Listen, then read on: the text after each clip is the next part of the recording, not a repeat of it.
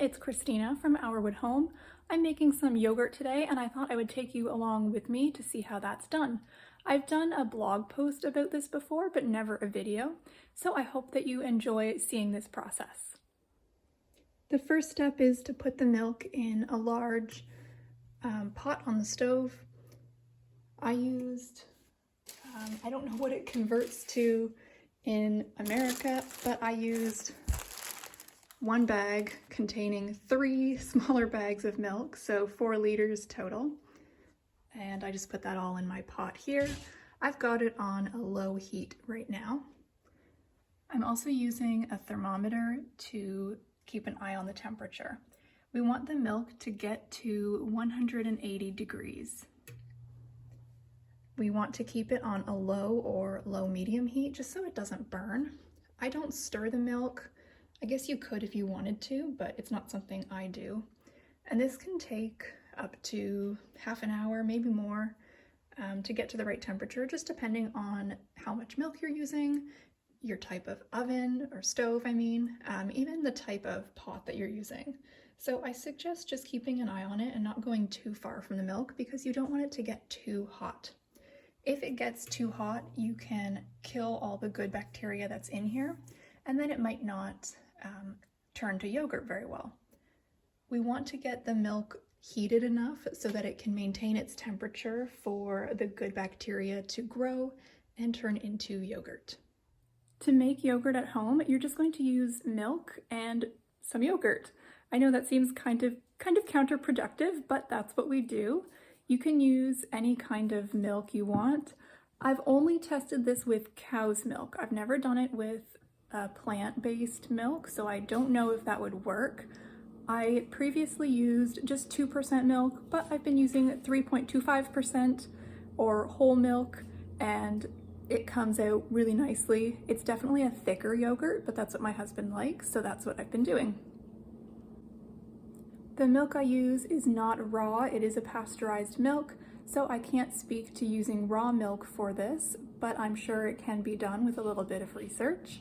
So while the milk is heating up on the stove, it's important to bring our starter yogurt to room temperature. This is so that we don't shock the heated milk and make it too cold for the good bacteria to grow. Now, you may be wondering, how do I get this starter yogurt to make the yogurt in the first place? So I have been making my own yogurt for a while, and I always just keep some on reserve to use as starter yogurt. I apologize if you hear a lot of scuffling. Bet is in the kitchen with me, and one of my cats is playing in the dining room. I think she found a leaf or a stick or something. Maybe I'll go somewhere else so that it's a little bit quieter. Okay, so as I said, I have been making my own yogurt for a while, and okay, I think this is quieter. I always just save some to use as starter for next time. So if this is your very first time making yogurt, what you're going to do is go to the store, get some milk, and you're also going to look for store-bought yogurt. You can use any brand, any type of yogurt. You could use Greek yogurt if you wanted to. Just make sure if you are buying store-bought yogurt to use, you read the package to make sure that it says it has live cultures, because that's what we need to make yogurt at home. I would suggest using a plain or a vanilla yogurt. You could use a strawberry or a fruity flavored yogurt, but then all the yogurt you make from it might end up tasting a little bit fruity, which is fine, but I prefer to buy just plain, unsweetened, unflavored yogurt and use that as my starter if I didn't happen to save any of this. I can talk a little bit about how I save my yogurt for future use if that's something you're interested in, so just let me know in the comments and I will address it there. It was definitely Mish playing with something. Mish, what did you find?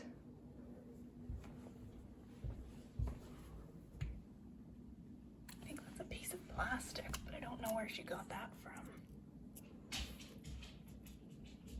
She's been enjoying playing in our rosemary plant, which we just bring inside over winter, and she's been hopping up into the pot and pulling out sticks and leaves and stuff. So that's kind of annoying, but what can you do?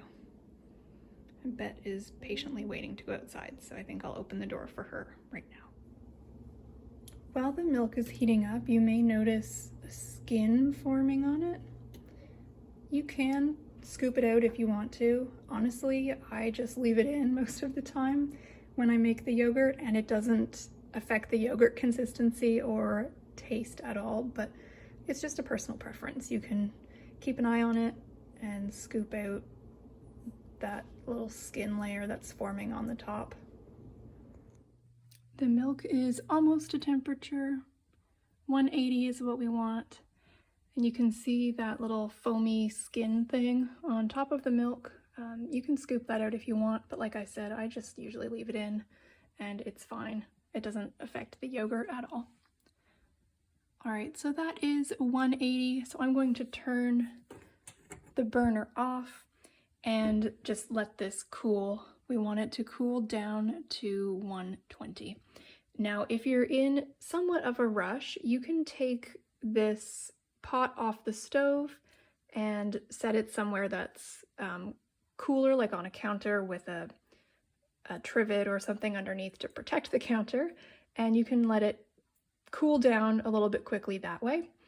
You can also stir the milk to help it cool down faster.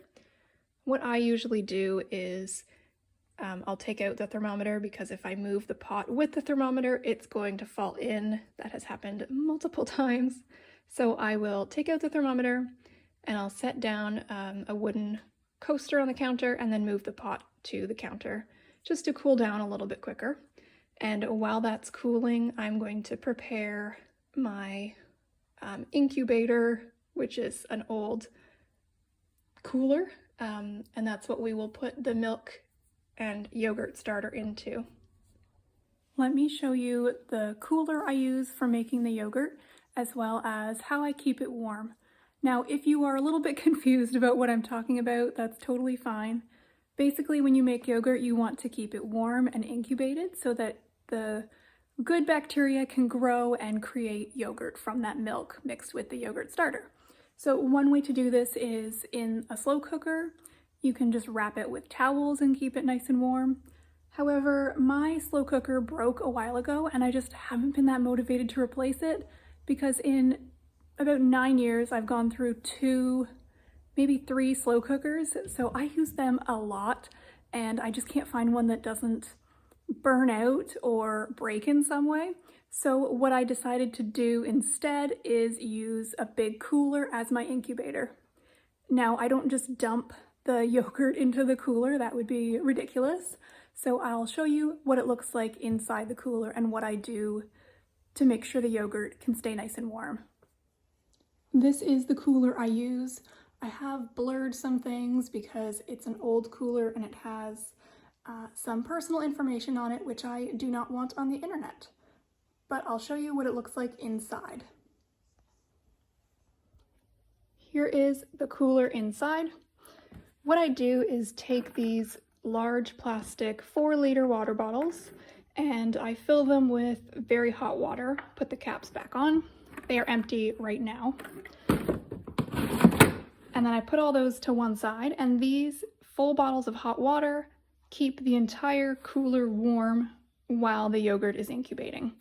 And then on this side, I put in my jars full of warmed milk. This is going to sit for almost 24 hours, and then I will strain the yogurt, which I'll show you in, I guess, 24 hours. All right, our milk is about 120 now, so I can go ahead and start filling my jars. I also have my starter yogurt that's been sitting out at room temperature. So I'm going to do a couple tablespoons in each of these 1-liter jars. And then I'm going to put a plastic cap on top of the jar.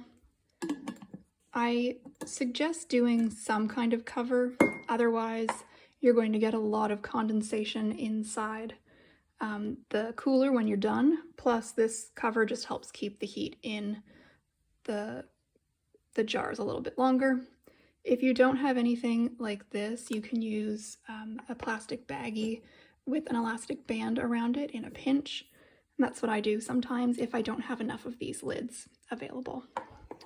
So I'm going to put about a tablespoon of yogurt, or maybe 2 tablespoons of yogurt, in each of my 1-liter jars.